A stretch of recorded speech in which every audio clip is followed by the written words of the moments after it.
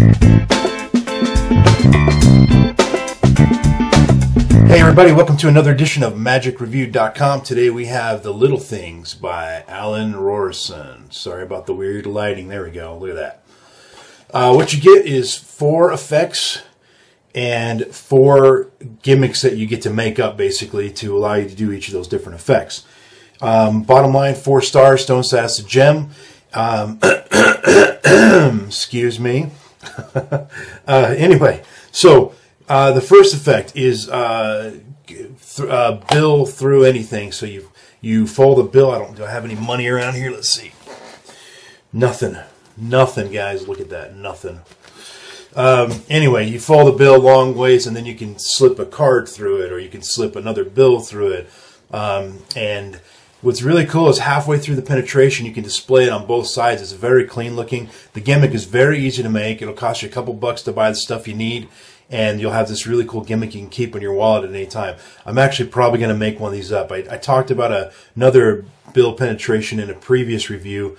I think it was on the Risk 4 DVD, but don't quote me on that. This one's better. Whatever one I was quoting before, this one's better. The method's better, the technique's better, and I'm going to, instead of making up the other one I was talking about, I'm going to make up this one, put it in my wallet. Anyway, it's one that you just carry around with you, and anytime you can borrow another bill and you can penetrate your bill through theirs. And the best part is when you're done, the gimmick slips off of your bill very easily, and you can hand out your bill to be examined. So it's very, very cool. Also, Alan Rorrison, he shows you how to do the same thing using the bill through your iPhone cables or borrowed iPhone cables. So anyway, or headphone cables, I should say. Anyway, very cool method, very easy to do, very practical, very doable. Next one is Cardex with 2 X's.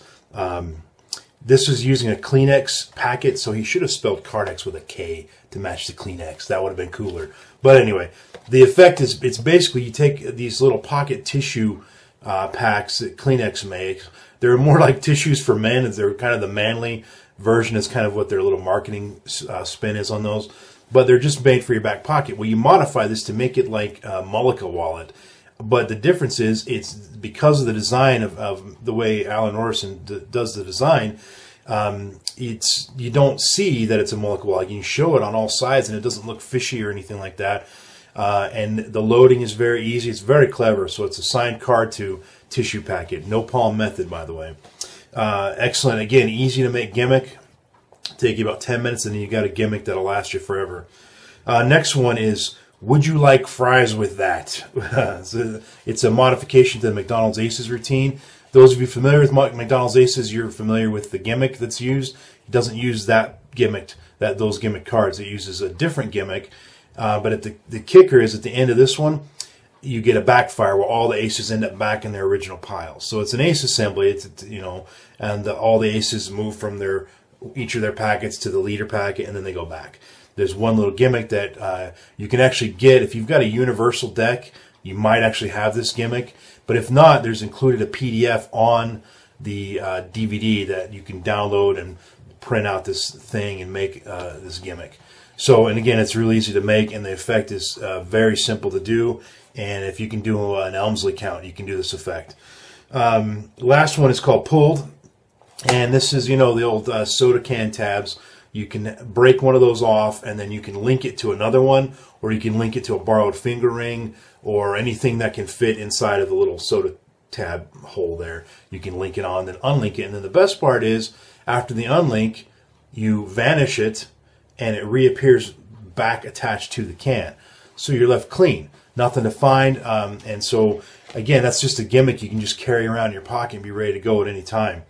So if you had a deck of cards with you that had this McDonald's Aces gimmick in it, you had your Kleenex pack, the bill through anything in your wallet, and this gimmicked pull tab in your pocket, you've got 4 effects that are very easy to carry around, don't take up much pocket space, and that are super easy and look very magical. They're very good looking effects. But as you know, I don't judge the effects too much. I judge the method of the effects. Watch the trailer. They're all that clean. The only thing I will say in the trailer that's a little bit off, but I'm not going to really hit it too hard, is for the McDonald's Aces. He doesn't do the McDonald's Ace routine, which is fine, just because he's kind of out on the street and he just does a different thing that you, wait, I'm sorry. No, it's not the McDonald's Aces. It's the Cardex one, where he puts the card in the deck, and then in that particular method, you got to control that effect. You have to control the card to the top of the deck. Well, he doesn't do that. He clearly loses it in the deck, and so it's a little bit misleading. You do have to control that card to the top. But again, to protect the method in the trailer, I can kind of give a little bit of flexibility there. The only other thing in the ad copy, in the written ad copy, he says that you could even borrow the bill, talking about the bill through anything. You can borrow the one bill that you're penetrating yours through, but you cannot borrow their bill and use your gimmick on their bill, because getting the gimmick on in real time is, I'm trying to be careful so I don't expose the method, but getting the gimmick on during the performance is, you can't do it. It's just the way the gimmick's made. This is something you have to put on your gimmick when nobody's looking, and you can't just add it onto somebody else's bill. So that's the only hit I really gave on the ad copy. Everything else is solid as far as the ad copy goes. The methods are all solid. I have no issues with any of the methods. They're excellent, and they're very easy to do. The only other thing, the lighting was pretty rough in a lot of spots. It was poorly mic'd, and what was the other? Oh, the music. The music is it's too loud, and it's running over the track while Rorrison's talking, and so it's hard to hear sometimes, and it made it difficult at some spots, but not so much that you're not going to be able to learn it. $25 for this. Is it worth it? You can get other DVDs for 25 or 30 bucks with a lot more stuff on them that are much better quality as far as production quality goes. In the written review, I compared J.K. Hartman's book Card Dodgery. It's got 60 effects, and the book's only $40. You know, I know that it's hard. It's much more expensive to produce a hardbound book than it is to produce a DVD like this. Speaking from experience, my Gemstones DVD is 25 bucks. And I'm not sitting here floating my own boat or whatever, but or tooting my own horn or doing something to my own self. But my Gemstones DVD, the production quality is way better than this. The lighting's better. The audio is much better. There's way more effects on there. And again, I'm not saying that my DVD is even better than this one. There's a lot of effects on here that are way better than what's on my Gemstones DVD. But my point is, I know how much it costs to produce a DVD and sell it. I've done it. And I'm nowhere near as popular of a name as Alan Rorrison is. He's much more well-known than I am. And so maybe that's why he can charge more. But I would think because he's more well-known, he'd sell more and be able to lower the price a little bit. So $25 was a little bit iffy for me for just 4 effects. Now, there are bonus effects on here. The bonus effects are hidden, and they're very well hidden. The first one is pretty easy to find. It tells you how to get it on the DVD instructions. I followed those instructions. It didn't work. So I contacted Alan Rorrison on Facebook.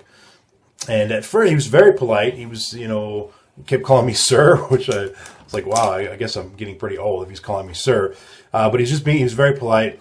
Then I explained to him I was writing a review and that I tried to get the first bonus effect. I followed his instructions, and it took me to a dead page. And he said, well, I tested the page just now. It's working. I said, okay, well, what am I doing wrong here? Because I did what your instructions say. And he said, well, it's a puzzle. You need to figure it out. I'm like, look, I'm trying to write a review here. And so far, my experience with the DVD is more annoyance than anything. And so I'd hate to have to put that in the review because I am following the instructions and it's not working.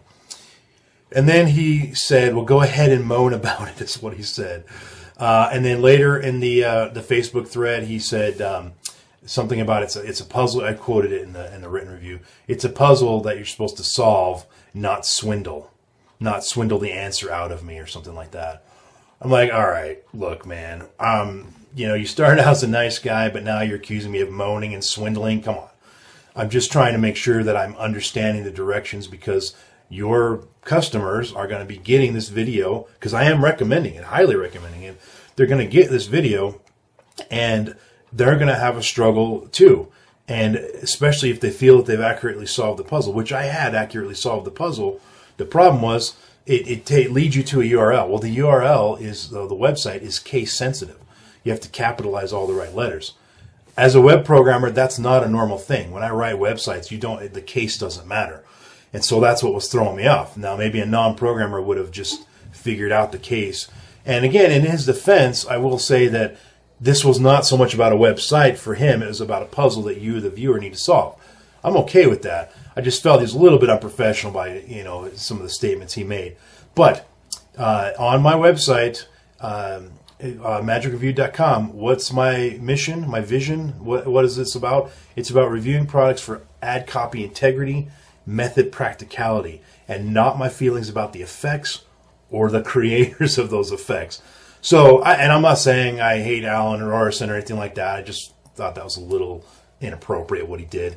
But it doesn't matter. He's still a decent guy and everything. I don't know him that well. But my point is, even if I hated him, it doesn't affect the review of this product.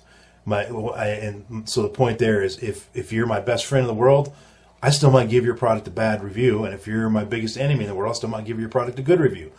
I base it solely on the product quality and the method practicality.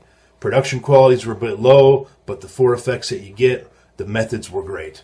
Hence the 4-star status, the stone status of Gem. The end. Let's take a look at the random iTunes song of the moment today. And Taylor Swift. It's a slow intro. You can't hear it yet. The Lucky One. Yes, my daughter got me hooked on Taylor Swift.